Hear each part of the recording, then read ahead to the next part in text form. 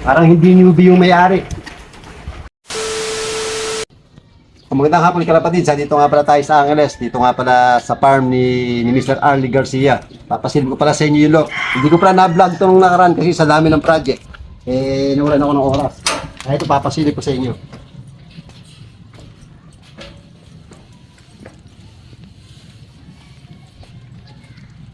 Ito pala yung sa loob na to, pang north face niya to. Tapos ito yung pasukan. Ito yung entrance pagkapapasok ko doon sa loob. Yan. Ito, pina-aircon pa niya. Oh. Ito yung waiting area niya. Meron pa siyang waiting area doon sa taas. So, ito nga pala yung kulungan ng pang north niya. Yan, exciting pa yung pinto niya, nakasalamin. Para kahit nandito siya, at nag-aantay siya, hindi niya naamoy yung baho doon sa loob. If either hindi siya nakapaglinis. Ayan guys, ha. Yan, simple lang yung loob niya mga kalapatids. Kaya ito nga pala yung window box niya. Yung window box na to kay Magno namin pinagawa ito. Ito pinalagyan na rin niya ng ilaw. So ito nga pala yung isang room. Ano place din to. Ito yung window box din si Magno rin ang gumawa. So yung ventilation is Luger. Napaikot yan. Naka-Luger din, sliding. Yan. Ito nga pala mga kalapatid yung ABR niya. Tapos yung tubo na 3/4 yung dapat. Hindi ko kasi na-vlog ito nung natapos ko. Kasi maraming project. Ang sukat nga pala nito is 6 by 12. Ibawat isang loft. Dalawang loft ito. Isa kasi nakaiwalay na doon sa merong kabila. Pero magkadugsong kasi nilagyan ng waiting area sa gitna. Doon sa taas nilagay. So papakita ko yung sa kabila, yung pang-south naman niya. Okay, ganun yung pang-south niya. Kung paano yung format ng pagkagawa ng pang-north niya, ganun din siya. Yung ipintuan niya, sliding din, tapos may salamin. Kaya pag nakaupo siya rito, nag-aabang siya. Pasilip-silip lang siya at hindi rin niya naamoy yung etchas ng mga ibon doon kung di pa siya nakapaglinis. Safe siya kahit nakabukas yung aircon. Ito, naka-window box din. Gawa rin to ni Magno. Ni Mark Magno. Ito yung pinto niya. Ito pala yung pang-south niya, ha? Ito yung loob na pang-south niya. Ito, gawa lang sa bearing to. Mga kalapatid, so yan, Yan. Yan. Tapos yung trap niya, sa Taiwan, trap lang, napakasimple lang. So, ayan, naka-Luger, naka-sliding. Tapos bearing lang din ulit yung ginamit. Kaya napakagaan lang itulak. Sabi kabila natin. Ayan o. Ito rin yung yung window box din. Si Magno ulit ang gumawa nito. Magaling gumawa si Magno. Ayan, naka-Luger siya, paikot din. Hindi gano'ng mainit yung loob. Maganda para sa ibon. Maganda talaga pagka naka-Luger mga kalapatids. Napaka-smooth lang itulak. Pagbiruin mo ito sa bearing na to, sa sliding na to, gagastos ka lang ng magkano. Mati 300 ka lang, meron ka ng sliding. Napakagaan lang itulak. Ito pala yung labasan ng mga ibon.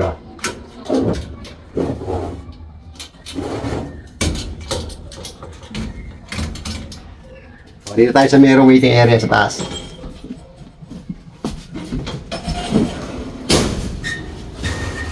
Kami, papakita ko sa inyo yung lalagyan ng mga breeder niya at saka pang stock bird niya. Ito pala yung gano'n na papunta rin sa may waiting area niya.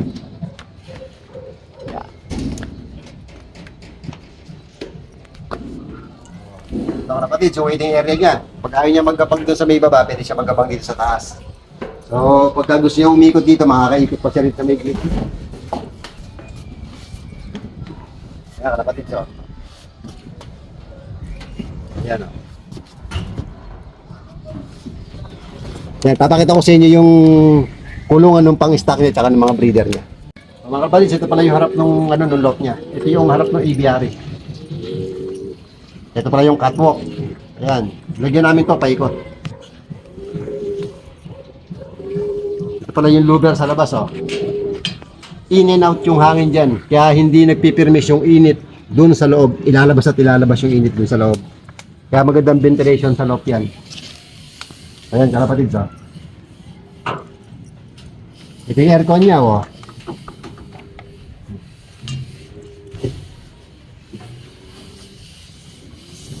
At take note, naka-solar pa to mga kalapatids.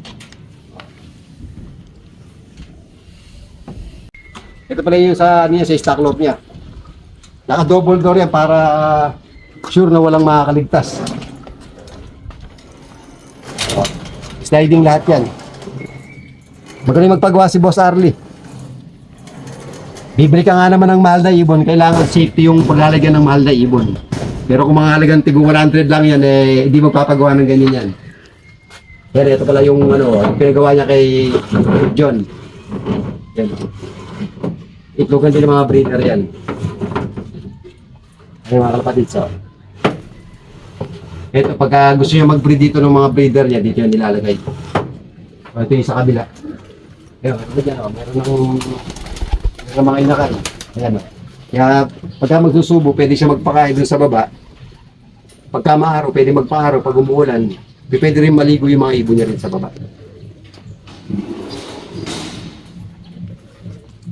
Ito pala yung sa mga pang-stock niya, o. Ayan, tapos pwede rin doon sa may kabila, meron din. Ito, gawa rin ito ni Magno. Ayan, dalawang kwarto yan. Doon tayo sa may kabilang loft naman ulit. Yung sa lalagyan ng mga breeder niya, nanghiwalay yung cock tsaka hen. Doon sa may kabila. O, ito pala yung lalagyan ng mga kakatihen niya mga breeder. Parang hindi newbie sa ganda ng kulungan. Parang naglalaro na sa PHL. Ito newbie pa lang to pero yung nagastos sa kulungan sobrang laki ng nagastos. Kaya dito niya nilalagay yung mga ibon niya ng mga bata pa. Na pagka hindi niya ilalaban, nandito lang. Pagka gusto niya ilaban, so kukunin na lang niya dito at least. Naka-viewing na kahit hindi pa niya nilalagay doon. Nakikita niya yung paglilipatan ng lot nila kaya kumbaga pag pinawalan, hindi ka agad mag-overfly. Baga nakikita na kagad nila yung paglilipatan nila. So ito pala ilalagyan ng hen na breeder. Yan. Ito, yung mga breeder niya. Yan mga kalapatid. Dito naman yung cock na breeder niya.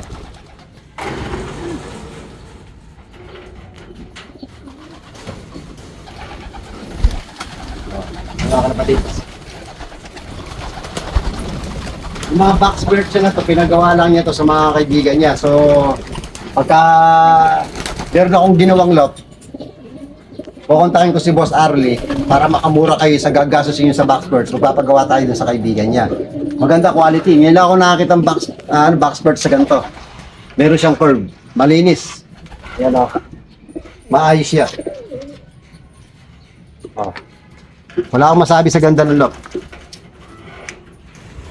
Parang hindi newbie yung may-ari.